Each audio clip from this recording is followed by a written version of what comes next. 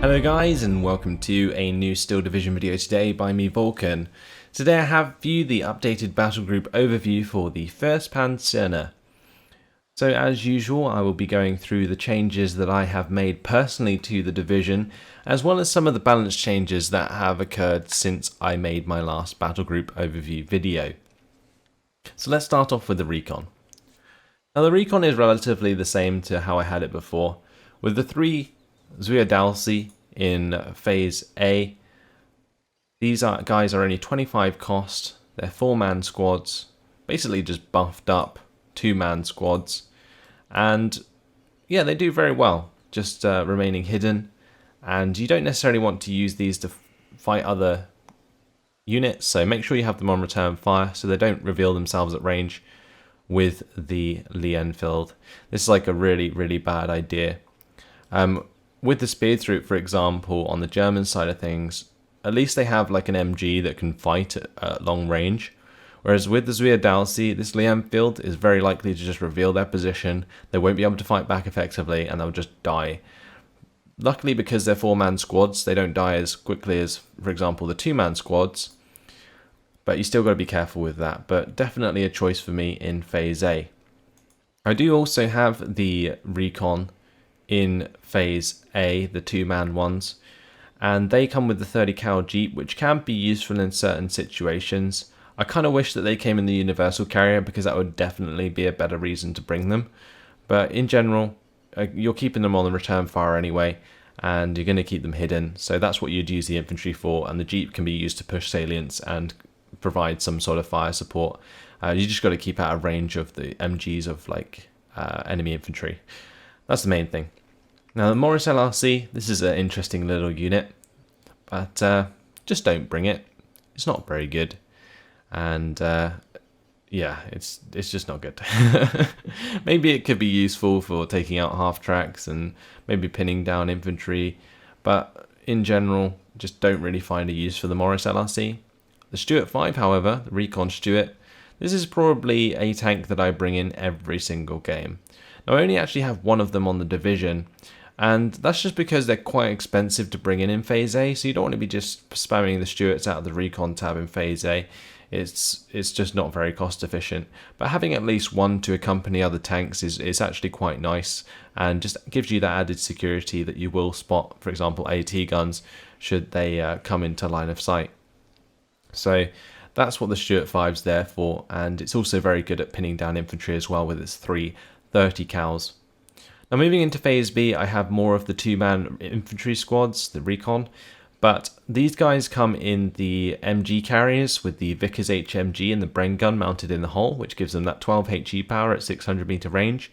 And this is a force to be reckoned with. It really is. Against infantry, without anything to kill it, this can just mow down enemy infantry so damn quick. And of course, it does give you the extra availability of Recon in general throughout the rest of the game. So I've got a solid amount of Recon here that's going to sustain me. You can get more GcgZxhnZGdUZxC, the 4-man squads, in M3 scout cars, which is another choice that you could go for instead, but I like to keep the cost cheap with the 1st Pancerna in the Recon tab especially, because you're going to be spending more than like average points elsewhere in this division. And you can also get access to more Stuarts later on, but I just don't find the activation points to bring these in over other things on the division. So that's pretty much the Recon tab here. If we move on to the Infantry tab, well, this is almost pretty much the same as I had it before. I've got the 2 cards of 6 Strelzy in Phase A, and that's going to give me 12 total, which is really good. Allows you to basically blanket the front line, and what you'll generally use these guys for is sort of a meat grinder, I guess, or bullet sponges for your fire support units so that they can get the kills for you, because the 1st Pancerna relies quite heavily on Cromwell use in terms of both the Cromwell 5s, Cromwell 4s, and also the Cromwell 6s, and the rifles are like the perfect buffer between yourself and, well, your Cromwells and the enemy. So yeah, the rifles are just fantastic for that. They reveal enemy infantry positions, they reveal enemy like fire support weapons and so on, and then your Cromwells can just kill them off. It's great. Now I also have a card of the Vickers. This is just generally there to help pin things down quicker than average.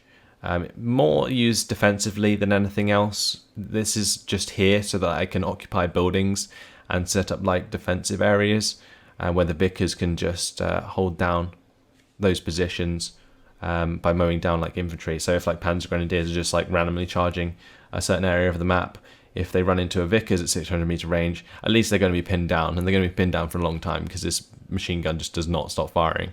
So yeah, it's good in certain situations, and that's basically the only reason I have it there. Otherwise, I mean, if you're not a fan of the Vickers, I would definitely recommend maybe switching them out for the Dragoni, which you can get in Phase A. And the brilliant thing about the Dragoni now is they do come with the veterancy, like the extra experience here. And the extra experience was added recently as part of a balance patch.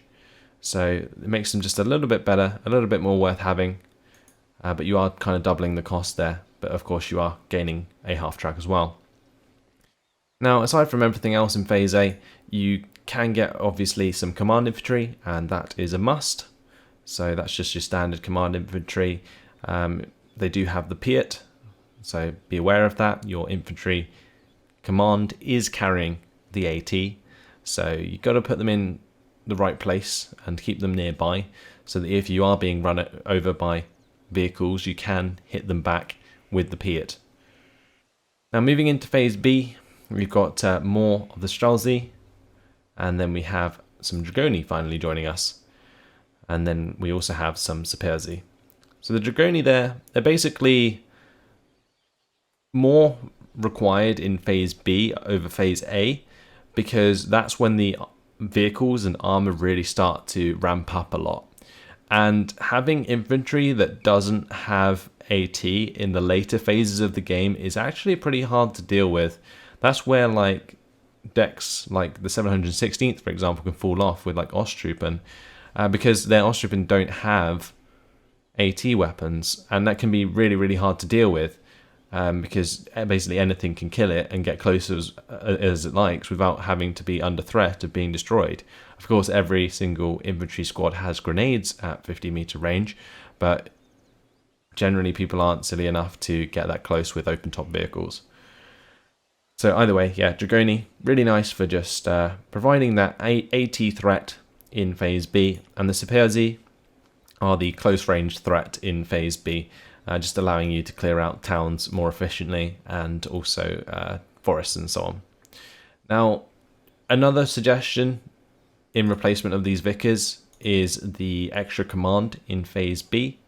Definitely something you could focus on. But if we jump over to the tank tab, you'll see I have plenty of command already.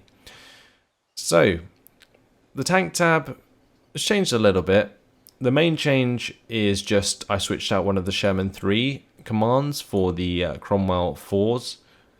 And these Cromwell 4s, they have 2-star veterancy. They're 120 points. I believe the command Cromwells got their price reduced across the board, which makes these very much worth having. And if you compare, for example, the stats of this Cromwell 4 command to the Cromwell 5 you can get in Phase A, it's well worth bringing in. But if we start off with Phase A, we can see that I am starting with the 2 Stuart 5 commands, and these guys are great fire support and obviously provide that extra command for your Cromwell 5, which is what I bring in Phase A as my sort of staple tank there. Now, since in Phase A you're not getting like a particularly great amount of income, it's actually better than most divisions, but you know, it's not fantastic. You're still going to be limited on the amount of stuff you can bring in, so I only have like the availability of 1 Cromwell in Phase A. And don't underestimate Cromwells, they can definitely do well, but you've got to keep this one safe. But the bulk of your points is going to be going towards the Cromwells in the support tab in Phase A anyway, so that's where my sort of points allocation comes into it. Now moving into Phase B, it's all about the availability of the Shermans. I'm bringing in the Cromwell 4s, of course, that I already spoke about, the Sherman 3s. These are quite expensive, but they do have fantastic anti-infantry capability and great up-close snapshot capability as well, in that if you're engaging a tank at close range, the Sherman 3s can get on target relatively quickly and fire normally before the opposing tank does, which gives you a good chance of killing them before they can even fire back. So these Sherman 3s combined with the Sherman 5s gives you 2-star Sherman 5s, which is quite nice. And just generally, these are overpriced, but still definitely needed in your division because there's not much better. Because if you actually compare these to the ones that are available in the Guards Armoured, the Sherman 5 should be like 130 points, and the Sherman 3 Command should be, I think, 135 points. So, yeah, the Shermans in the Pancerna are overpriced in comparison. But that's probably, again, just for balance reasons. But either way, moving on, we have the Fireflies. And the Fireflies are definitely needed with the 1-star veterancy. So the veterancy here is just so important, because if you're engaging something like a Panther, you want to make sure that you're landing the first hit. Because if you're not, you're like just way more likely to die.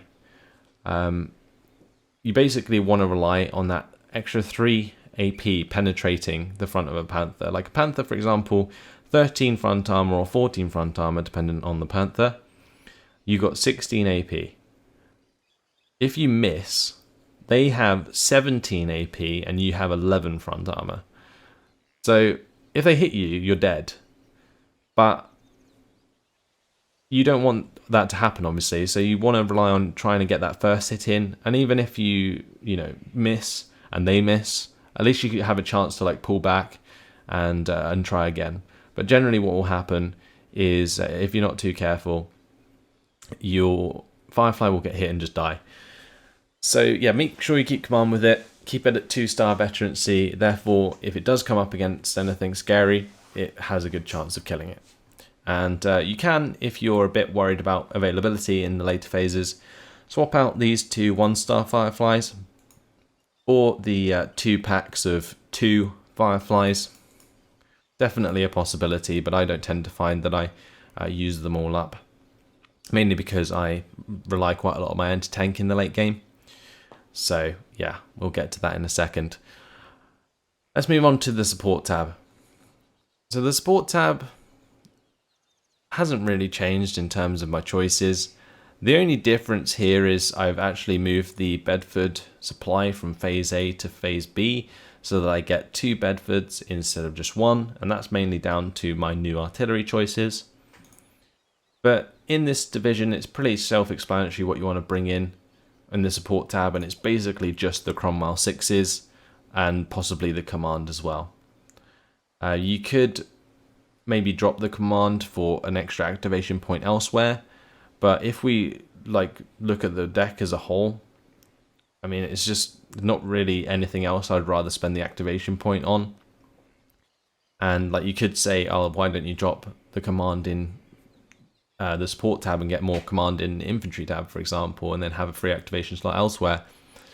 But honestly, I'd just rather have the infantry variations over anything else. So that's basically it. Now the Staghounds did get a price buff. They were reduced from, I think it was like 85 points to 75 points, like a 10-point buff. But they're still not worth bringing. They definitely need to reduce the price of them even more for them to even become relevant. Currently, Staghounds are just kind of useless.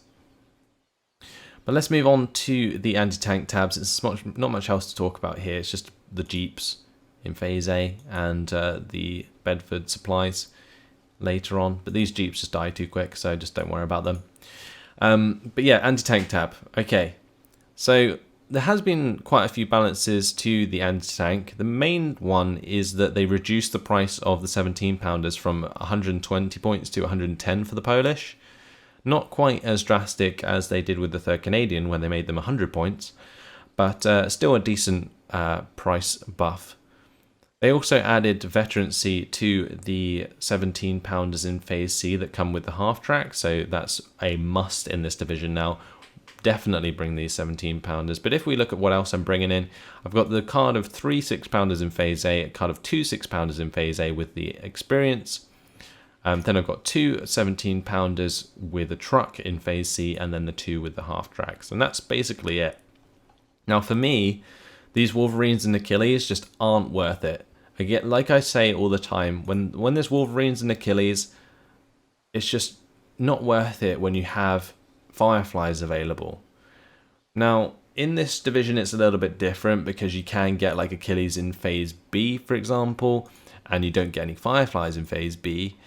But at the same time, why would I want to have these tanks when I could have more availability of 17-pounders in the late game? Like, I feel like this is like a waste of an activation slot. If I maybe had an extra activation slot here, I could probably drop these commands and then have that there instead. But to me, it's just not worth it. These pits, again, I might have like a card of them in the division because you get quite a lot of availability. But there's just not the activation slots in the anti-tank tab with the first Pancerna. So that's pretty much it. I used to have these tanks, both of the Achilles actually in Phase B, but having more 17-pounders, especially now they're cheaper, is just so damn good. And let's move on to the anti-air tab. So this is basically exactly the same as I had it before. You've got the Crusader AA Mark IIBs in Phase A. That's just going to be there to help you deal with those pesky fighters that people like to bring out, or maybe like recon aircraft or something. So that's just there to help you deal with those. You could possibly go for a card of the 3 Polstons instead. It's not that preferable. I like to have the mobile Crusader AA, and it's also good for shooting at stuff on the ground as well. Polstons, again, the same, but I don't know. You're going to be bringing in 3 for 120 points rather than just 1 for 90. And just having 1 to bring in is just an easy choice. So that's how I do it. Moving into Phase B, you can get the Crusader AA Mark IIs with the 11HE twin 20 mils. So these are good. And again in Phase C. Now there is the ability to get Bofors, which are the 1000 meter range with 10HE. But personally, I find that the Crusader AAs, they are a lot more potent and they shoot down enemy aircraft a lot quicker than, for example, the Bofors do. Like, I've shot down enemy planes with just 2 Crusader AA Mark IIs on the field before, and it's pretty spectacular when you actually manage to do it, but it's quite nice. Just have that mobility to come with you, and also they're an armoured vehicle, whereas the Bofors, for example, is just a truck that can get killed by pretty much anything. So you can have these closer to the front line than you can with like the Bofors on these trucks, which basically negates the range advantage you had in the first place. Yeah, Crusader AA is definitely my choice of unit in the anti-air tab. If we move to artillery tab, now this is again very similar to actually how I had the Guards Armoured. The whole of the first Pancerna is basically the same as the Guards Armoured in a lot of ways. But here we have the Sextons again. Sextons are great. They aren't easily countered. That is probably the best part about them. They can't be counter-batteried very easily. They don't die to like bombs and rockets too easily.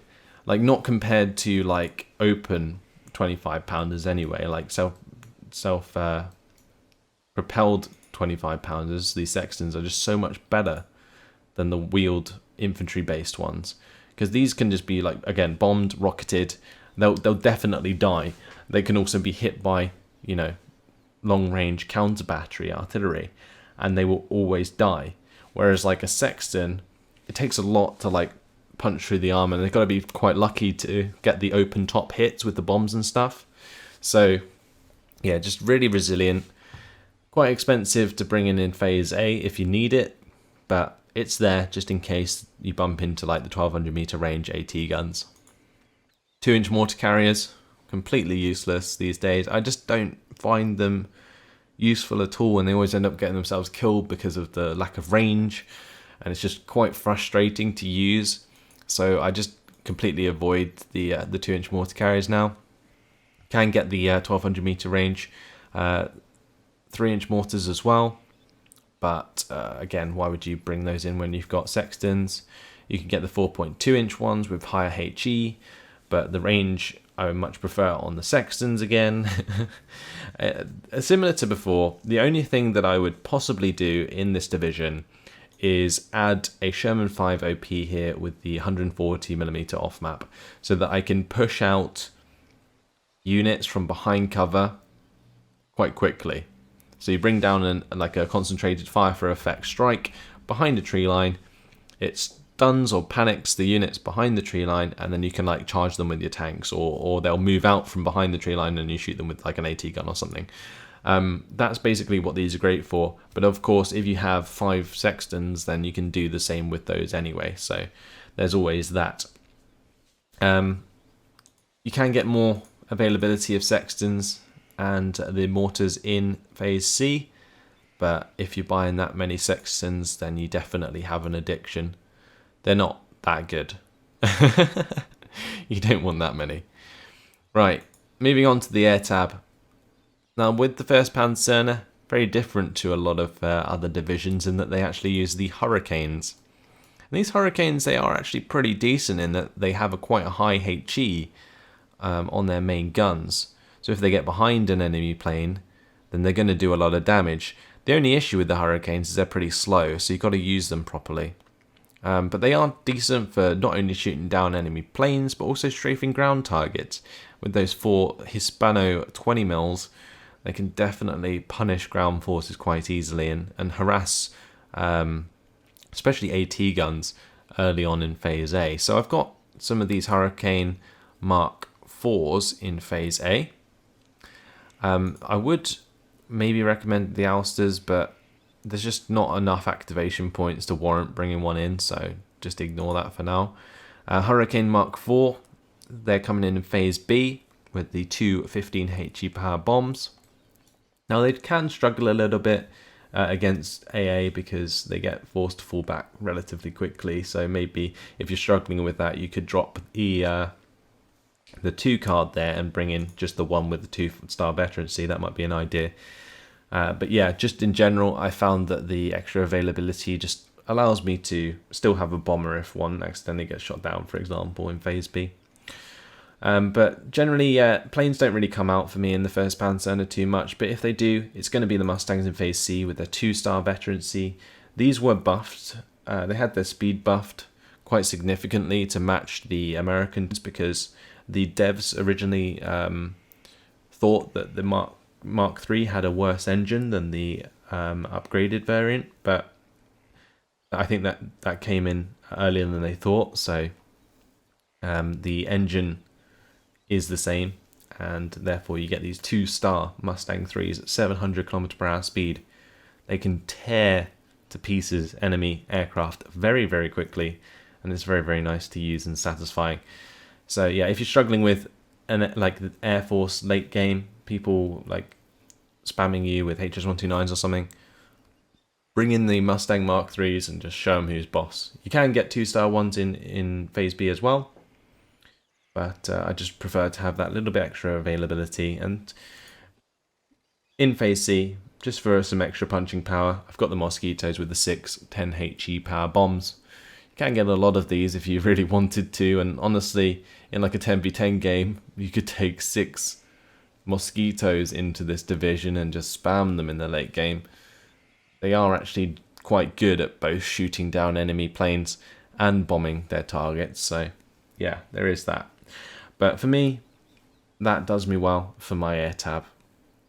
You can get Hurricanes with the rockets, which is another interesting choice, but I just always found bombs much more reliable than rockets, which I guess is kind of odd, but yeah, I don't know, I've never got along well with rockets in this game, unless it's the 2 powerful ones that you can get on the German side of things. So that's it. That is the 1st Armoured Polish Division, and they're very similar to the Guards Armoured in a lot of ways, but they just have these nice little extra units like the Hurricanes, and the different Dragonian stuff and the Recon Stuarts. That give them a little bit of flavour in comparison. But if you look at like my anti-air artillery and air tab, they pretty much are exactly the same as my Guards Armoured Division, and they play very much the same as well.